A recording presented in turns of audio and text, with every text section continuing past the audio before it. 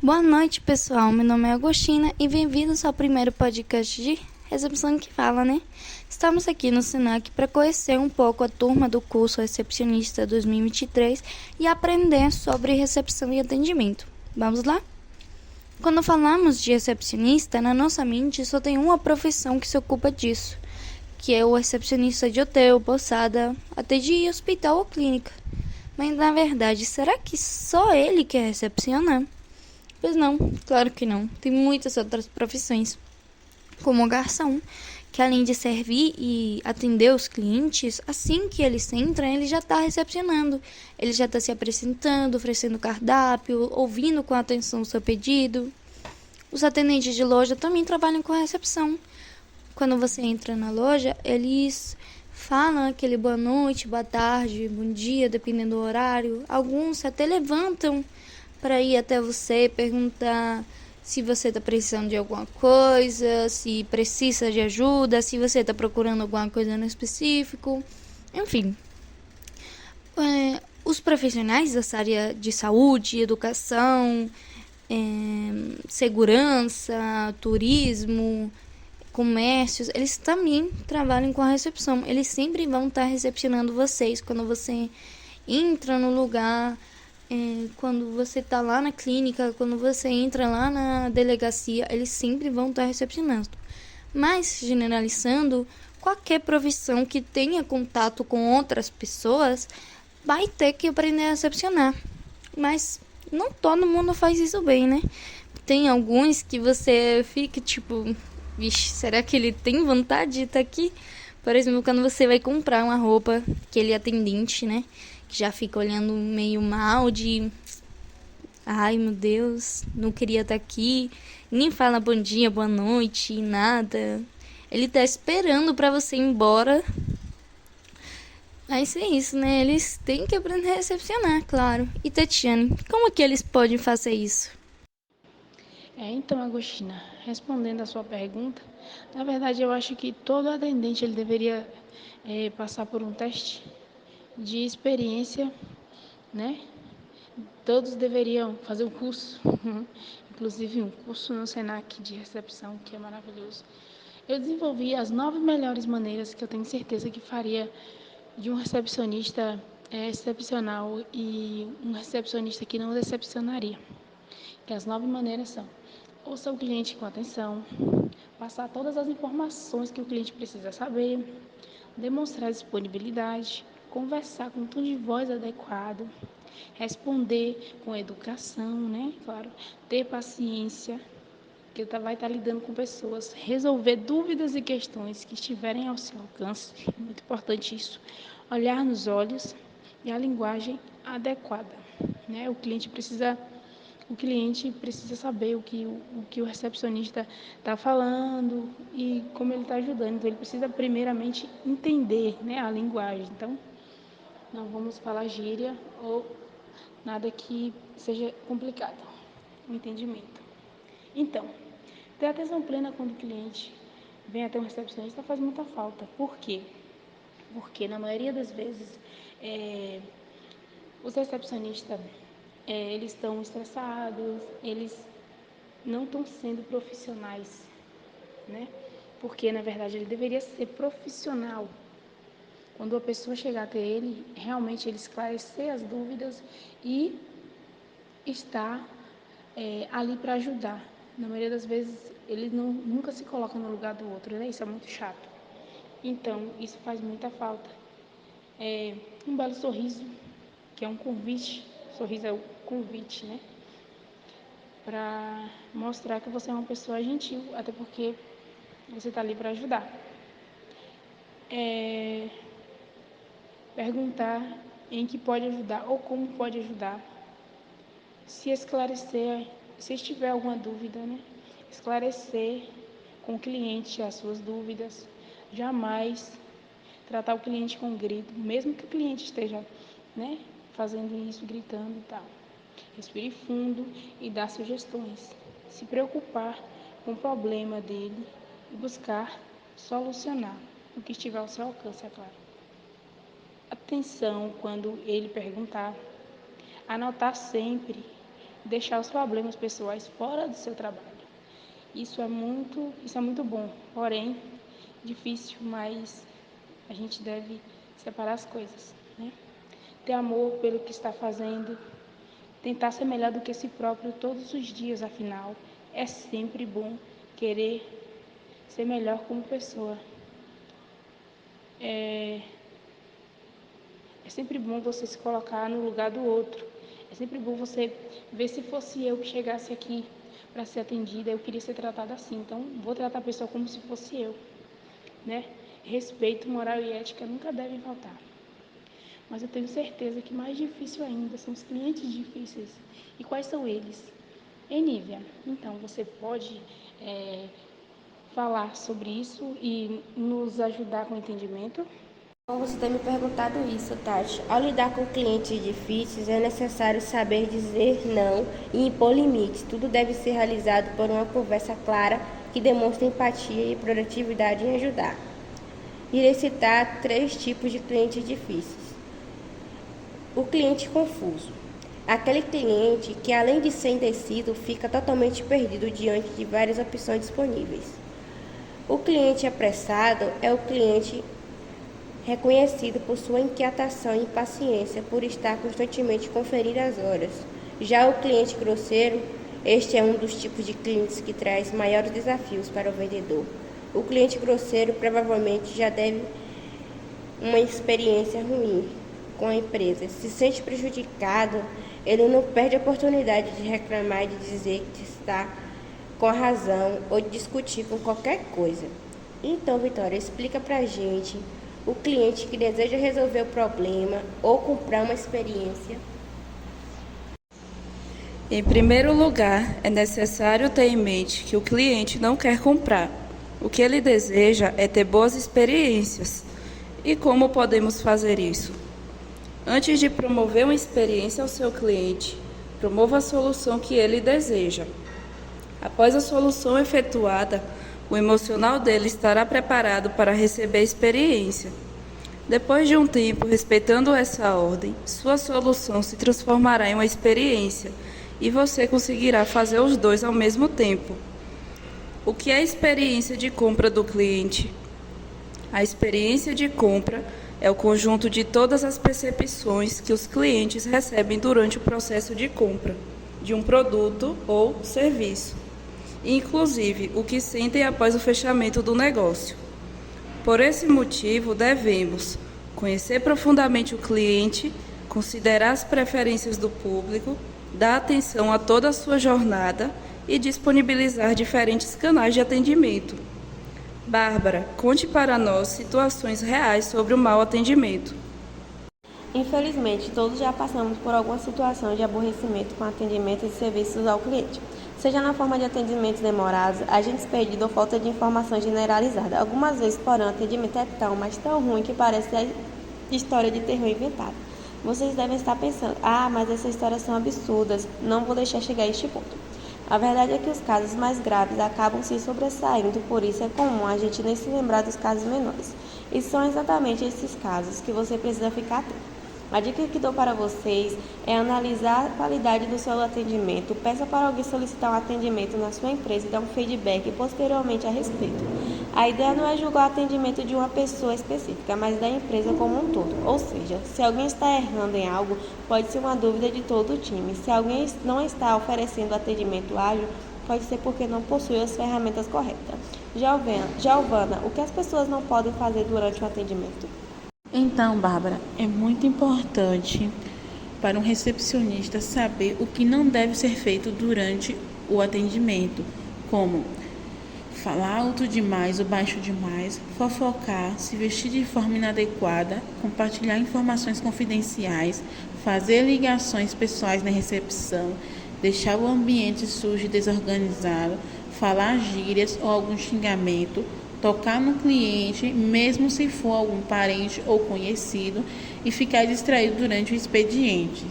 Um dos erros mais comuns nesses aspectos são não saber como receber ou cumprimentar as visitas e os clientes, as ligações que devem ser feitas, como repassar informações. Wellington, como se inicia um atendimento?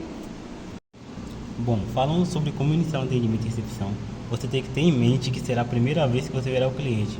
E primeiro é muito importante cumprimentá-lo sorrindo de uma forma amigável, sem parecer forçado.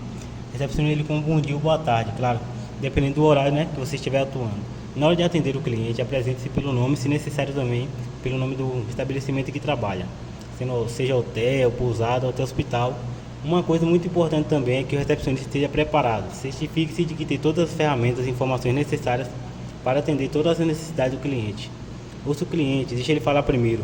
Ouça com atenção e demonstre interesse para entender suas necessidades ou dúvidas. Ser prestativo e oferecer assistência são parte do atendimento, são essenciais. Ofereça ajuda e direcione o cliente para o local desejado, se necessário. Busque ser claro e direto ao oferecer informações, sem muita enrolação, mantendo a postura profissional, evitando distrações, sendo direto durante toda a sua interação com o cliente. Quando estiver encerrando o atendimento, pergunte: tem mais alguma coisa que eu possa ajudar? Para ele, de uma forma de entender que ele pode contar com você a qualquer momento. Já finalizando, se despeça de uma forma gentil, agradecendo ao cliente e desejando um bom dia, boa tarde ou boa noite, conforme o momento. E por fim, é crucial que você faça anotações, observações importantes e que possam ser passadas para o seu sucessor na recepção. Bom, essas são dicas que, na minha opinião, se você seguir todas de um jeito adequado, você terá um ótimo atendimento. Me despeço agora, passando a palavra para minha colega Francislane. Acho que todos nós aqui queríamos saber quais são as características de atendimento por e-mail, WhatsApp ou telefone, e presencialmente, e se podemos usar emojis durante o atendimento online. Respondendo à pergunta do colega Wellington, o atendimento via e-mail traz praticidade na comunicação, ou seja, assim, assuntos mais simples podem ser tratados dessa forma, ao invés de uma ligação ou uma reunião. Sendo assim, poupa o tempo de todos os interessados no assunto, além de deixar aquilo que foi tratado, né, documentado. Vou citar algumas das vantagens do uso do WhatsApp: a agilidade, flexibilidade de resposta, personalização do atendimento, ampliação dos canais de venda e satisfação do cliente. Além disso, o WhatsApp é uma ferramenta fácil de implementar e de usar. O diferencial do atendimento via telefone é o aspecto humanizado que ele oferece, uma vez que o cliente pode entender melhor o contexto. Agora, falando do atendimento presencial ao cliente, precisa ser acolhedor, humanizado, para que ele se sinta confortável para expor dúvidas e necessidades. Pode também manter uma manutenção de uma conversa leve e fluida, com a comunicação assertiva. Agora, aquela dúvida que todos têm, né? Pode usar emojis no atendimento WhatsApp? Pode sim utilizar os emojis no processo de atendimento ao cliente, mas é necessário ter discernimento para avaliar quando e de que forma usá-lo, né? Empresas invistam na capacitação da equipe, porque é essencial para atender com excelência o canal de atendimento. Agora vou passar a pergunta para a colega Natiele. Qual é a ordem do atendimento, Natiele?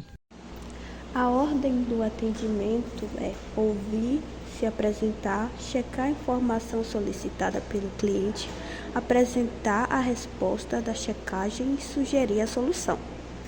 Ouvir. Uma boa recepcionista precisa saber ouvir o visitante e ser atenciosa em relação a seus questionamentos e dúvidas, para que ele possa ser direcionado corretamente ao local a que se dirige e é esperado.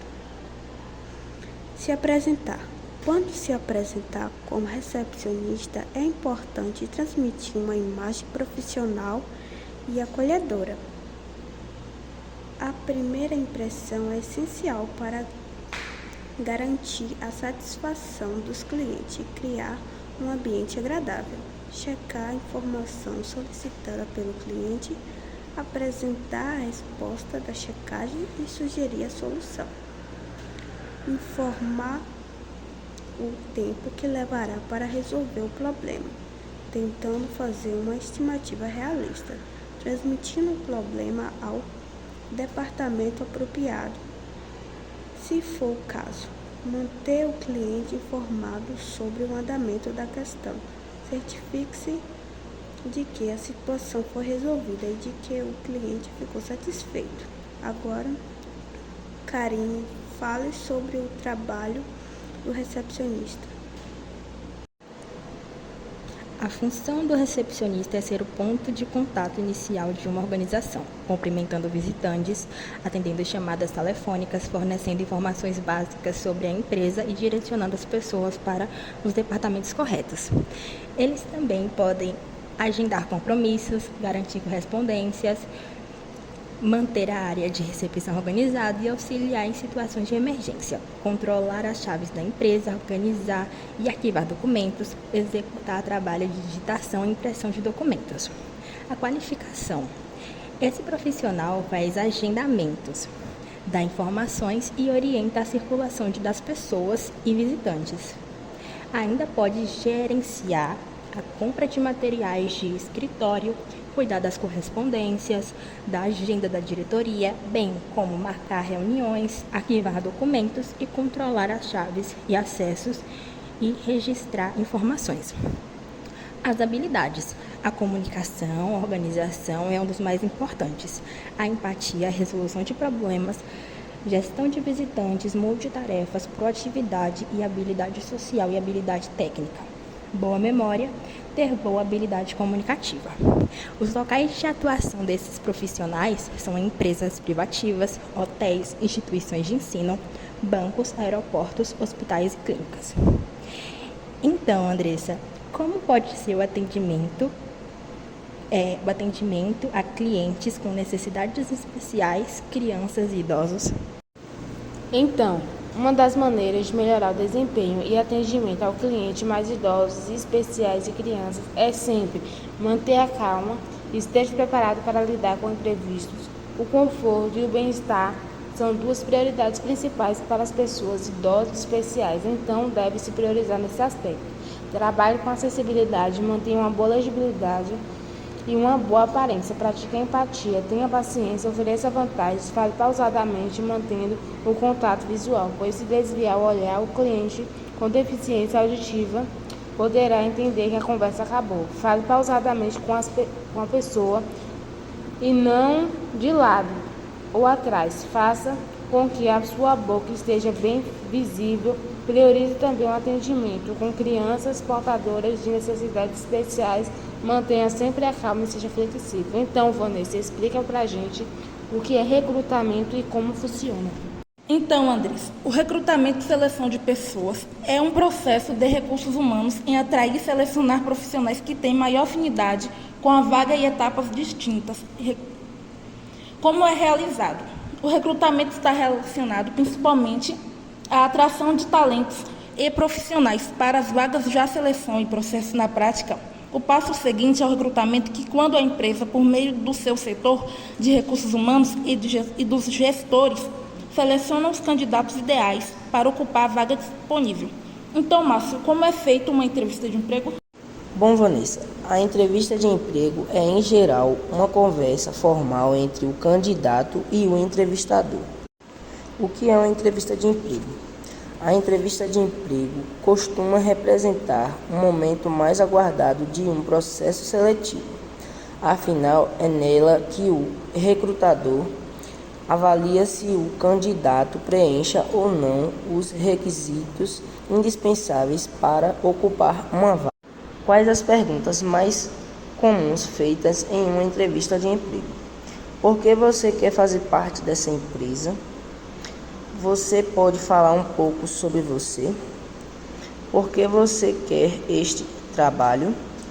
Por que devemos contratar você? Quais são seus pontos fracos? Onde você se vê daqui a 5 anos?